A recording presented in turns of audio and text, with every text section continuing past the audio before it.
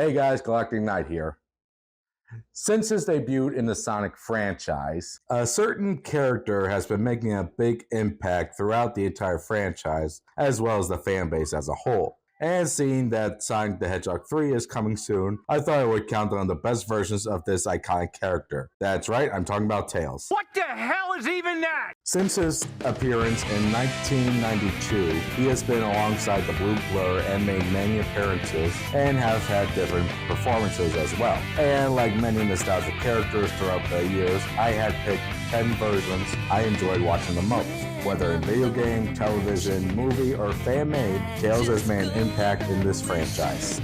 So, without further ado, this is the top 10 of my favorite versions of one of gaming's best sidekicks.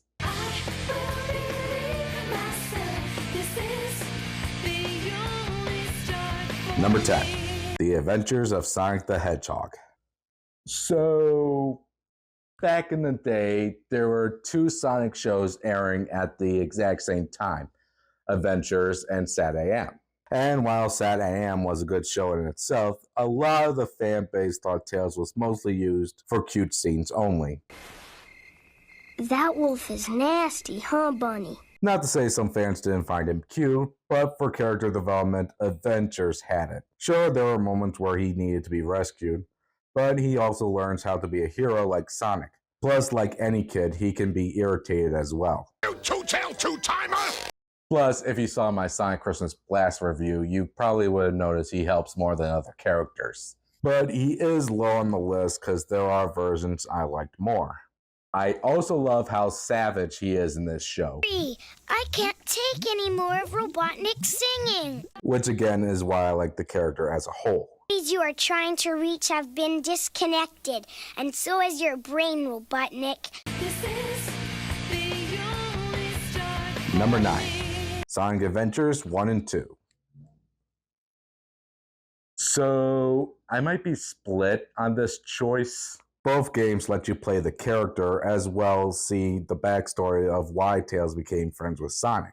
Sort of because of limited animation and graphics. But if I can say which game gave him more development, I would say 1 did over 2.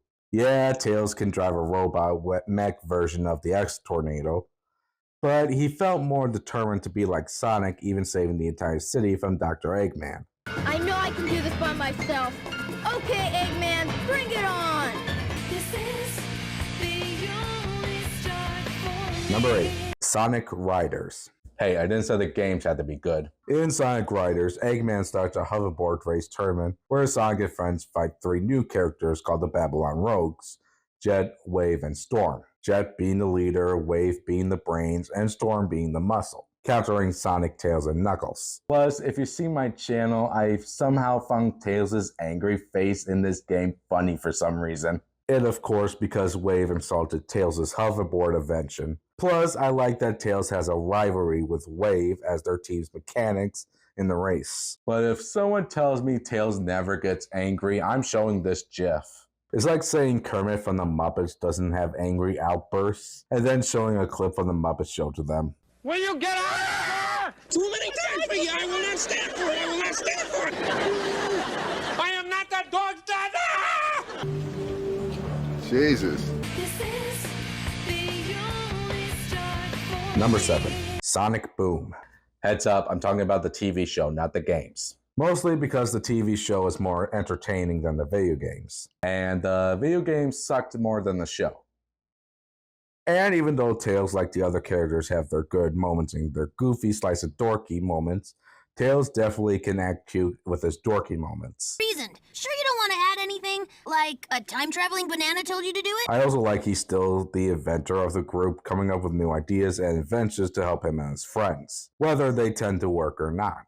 But the main reason he's one of my favorites is because he's a hit with the ladies. Hey, I gotta give a player some props. I'm serious and formidable! Aww!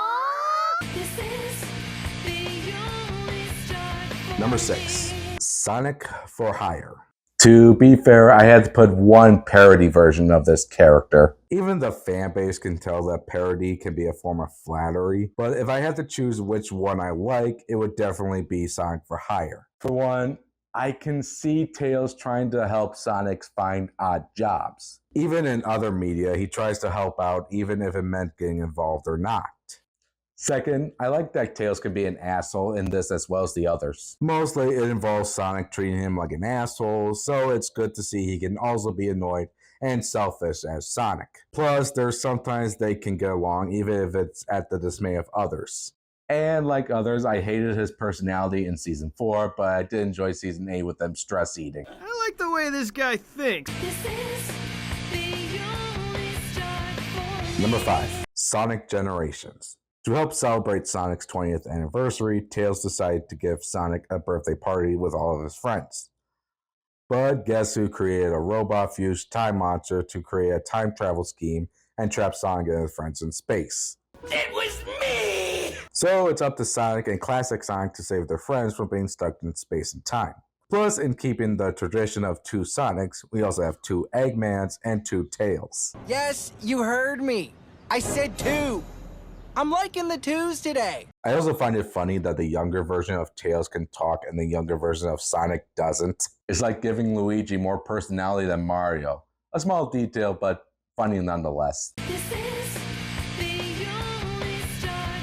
Number 4. The Archie Comics. Okay, I know I said the Sad AM show didn't give Tails much personality, and the comics are basically a continuation of Sad AM, so I am happy they continue the series through the comics. I especially want to talk about the comic series that deals with Tails. One story arc involves the Bird Armada from Tails' adventure. It starts with Tails giving Bunny and Anton a honeymoon on a private island when the Bird Armada is horrified that Tails can fly.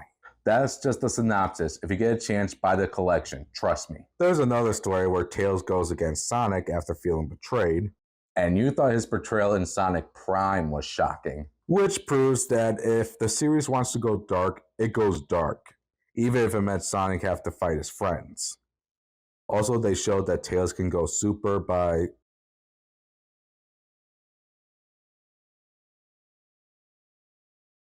They grow up so fast. Oh my. I definitely love that the comics gave these characters more depth than in the games. Speaking of Sonic Prime, number 3, 9 from Sonic Prime. If you saw my review of Sonic Prime, you would have heard that I had mixed feelings about the Netflix show, and that I enjoy the character 9 of the series. And if you didn't, here's a link to the video to watch. One day when Sonic and his friends were fighting Eggman, Sonic shattered a crystal and split the world to different dimensions, coming to a world owned by the Eggman Empire and coming across 9 mistrusting him. Fabricated stories won't keep me from beating you back, intruder! That's Ashley Bell, the voice of Applejack and Rainbow Dash, and even though I can tell it's her, she does a good performance as all the versions of Tails, including 9 himself. Plus, I can see this happening to Tails if Sonic never existed or if they never met. Making Sonic realize that his actions in life as a whole have made a big impact on the world and his friends. For better or for worse. Also, 9 does have good lines in the show now and then. The only thing I despise more than people in my space is whiners. Number 2. Sonic the Hedgehog 2. And I'm talking about the movie, not the game. When the first movie came out and the end credits showed that Tails will appear in the sequel. And when the sequel came out, I and many others were excited. If you want to see my opinion on both movies, I'll put the link in the description down below. Man, I've been promoting my channel a lot on this video. By the way, that's Colin O'Shagness as who voices Tails in the games now. The dialogue with him is funny and the animation with him has some cute moments, but I am glad they kept the backstory the same, just with a few tweaks. I know the portal ring is in the movie, but still, being in another dimension is just weird to me. Okay, KO, let's meet Sonic. Love how he gets when a fan strokes Sonic's ego, and he was able to teach KO how to do the spin dash. Sonic and the Secret Rings. Tails as Alibaba. Enough said. Sonic Lost World. Someone write a petition for Sega to keep the cyborg costume. Sonic meets MLP. Short scene, but heartfelt nonetheless. The Sonic and Knuckles show. Okay, whose idea was it to make him a drug addict? On second thought, he would probably be on painkillers right about now. And the number one of my favorite version of Tails is Sonic X. I mean, I don't care what you say about the show or for kids, but this show has the best version of Tails ever. Throughout the series, he has been making a big impact on his character, whether it's befriending others or fighting Eggman and other villains to protect his friends. Plus, I think this was the first Sonic media to give him a girlfriend. He even has more experience when the show doesn't pay homage to the games. Whether fighting for animal rights to defuse a nuclear bomb or being a starship captain saving the entire galaxy, this fox has been through a lot than just being the sidekick. And I will agree with the internet, Sonic X started the Shadow attacking Tails first cliche. Due to the fact that Shadow sees Tails as a threat because he was able to outsmart him. Shadow might have the speed and strength, but he knows that Tails will always seem to outsmart him. And I can't wait to see what the future holds for this two-tailed super genius. Any other versions of Tails you like? Well, put them down in the comments below and share your thoughts. I'm Galactic Knight, and I'll see you guys next time.